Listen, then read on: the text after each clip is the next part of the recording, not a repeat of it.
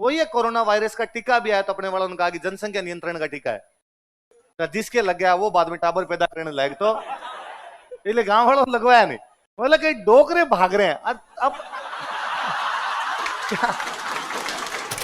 1881 के आसपास भारत में पहली जनगणना हुई। भारत में पहली जनगणना कब हुई? है ना, 1881 में भारत की पहली जनगणना। एक दिन देखो हम बात कर रहे थे, खूब देर हमने बात की कि भारत में कोई भी नया काम किया जाता है उसका विरोध होता है। जनगणना पहली बार हो रही थी, पहली बार हो रही तो लोगों में 100 प्रकार की बातें थी। वो ये कोरोना वायरस का टीका भी आया तो अपने वालों ने कहा कि जनसंख्या नियंत्रण का टीका है, तो जिसके लग गया वो बाद में टाबर पैदा करने लायक, तो इसलिए गांव वालों ने लगवाया नहीं। बोला कई डोकरे भाग रहे हैं। अब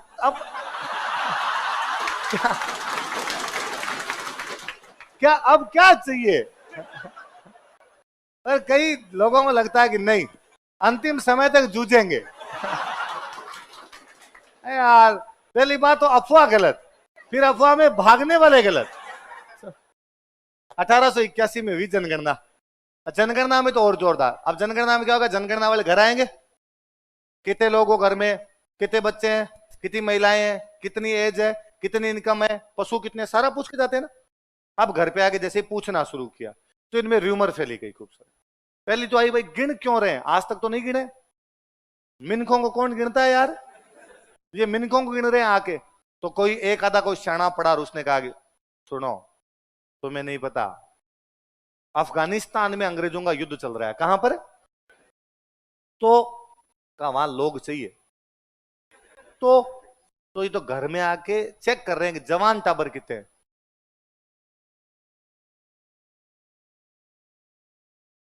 ये तो चेक कर रहे हैं कि जवान बच्चे कितने हैं, युवा कितने हैं। क्यों? तो कि अंग्रेजों को वहां सैनिकों की आवश्यकता है, तो अभी तो घरों में चेक कर करके जाएंगे कितने जवान है, फिर इनके पास लिस्ट होगी, फिर वहां जितने सैनिक चाहिए उस घर से 5 उठा लाओ रे, वहां 5 18 साल से ऊपर वाले हैं। इसलिए जब जनगणना वाले इनके घरों के अंदर आते थे तब युवा सारे भाग जाते। घर में आए तो या तो बूढ़े बैठे हैं या बच्चे हैं, और युवा कहां गए? हमारे युवा होते ही नहीं। डायरेक्टली बच्चों से हम क्या होते हैं? अरे कोई जवान टबर दोगे ना ना ना ना ना, अरे ये जनजाति क्षेत्र है, यहाँ पर जवान लोग नहीं मिलते। अच्छा एक अफवाह, किसी दूसरे ने, को मेरे जैसा सियाना था, उसने आका अरे तुम्हें पता ही नहीं, ये नहीं है यार मामला। तो ये अंग्रेज एक नया प्लान कर रहे हैं। क्या प्लान कर रहे हैं? कि टैक्स बढ़ाएंगे। कैसे? कि मिनखों पे टैक्स लगाएंगे, जितने आदमी उतना टैक्स। तो जिस घर में ज्यादा उस घर पे ज्यादा टैक्स, जिस घर में कम उस घर पे। ये भी अपने आप में था। तो फिर लोगों को जाके पूछता तुम्हारे घर में कितने हैं, तो 7 थे तो 3 बताते, 10 थे तो 4 बताते, नहीं भाई इतने ही है हमारे, तो बाकी वाले नहीं है, खेत में छुप जाया करते, इधर उधर छुप जाया करते। एक अफवाह तो और भयंकर फैली इन। एक और 1.5 सियाना आदमी था, वो है, उसने कहा तुम्हें कुछ ही नहीं पता, मैं उदयपुर जाके आया हूँ, मैं शहर जाके आया हूँ, मुझे एग्जैक्टली पता है। क्या है? ये घर के अंदर आके साइज चेक कर रहे हैं कि मोटे लोग कितने, पतले लोग कितने। अच्छा इससे क्या होगा कि बाद में ना बंटवारा सही करेंगे, मोटे आदमी को मोटी लुगाई, पतले आदमी को पतले। का ये जो डिस्ट्रीब्यूशन गलत हो रखा है ना, ये पूरा सेट किया जाएगा। आदमी जैसा है वैसी उसकी लुगाई होनी चाहिए। इन बातों को लेके भी ये नाराज थे कि ये क्यों गिन रहे हो आप हमें। लिखो देखो 1881 ईस्वी की जनगणना के दौरान, ड्यूरिंग पॉपुलेशन सेंसस ऑफ 1881, 1881 ईस्वी की जनगणना के दौरान, during population census of 1881, population census of 1881, 1881 ईस्वी की जनगणना के दौरान जनजातियों में कई अफवाहें फैल गई थी। There were some rumours in tribes, जनजातियों में कई अफवाहें फैल गई थी। There were some rumours in tribes,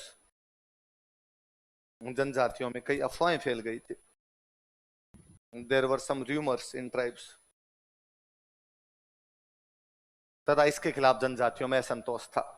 and tribes had discontent against it, तथा इसके खिलाफ जनजातियों में असंतोष था। And tribes had discontent against it,